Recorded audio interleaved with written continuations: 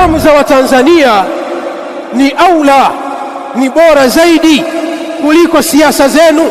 Siasa zenu zisifikie hatua kumwagika damu za Watanzania, kwa sababu wako baadhi ya wanasiasa wanatumia majukwaa yao kunadi uvunjifu wa amani ili damu ya Watanzania imwagike dhulman wa udwana kwa maslahi yao binafsi. Haya ni maslahi binafsi. Mtu anasimama ananadi kwamba watu tusikubali, hii ni dhulma, kumbe mtu huyo anapigania tumbo lake, anapigania madaraka. Akishapata hicho kiti akaketi hapo, hata kukumbuka wewe uliyoandamana, hata kuwa na mpango na wewe, bali siku utakapoandamana hali ya kuwa yeye ni kiongozi, atakutandika marungu, atakuwa dhidi yako.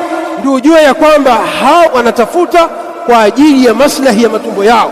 Sasa isifikie hatua nyinyi wanasiasa, baadhi yenu msitumie siasa ikafikia hatua kuvunja amani ya Tanzania, ikafikia hatua damu za Watanzania zikamwagika, kwa sababu damu ya Mtanzania ni bora zaidi kuliko siasa, ni bora zaidi kuliko matumbo yenu. Mwogopeni Mola wenu aliyokuumbeni, na mjue ya kwamba ipo siku mtarudishwa kwake yeye, na mtakwenda kuadhibiwa kwa haya ambayo mnayoyafanya kuwadhulumu wa Tanzania.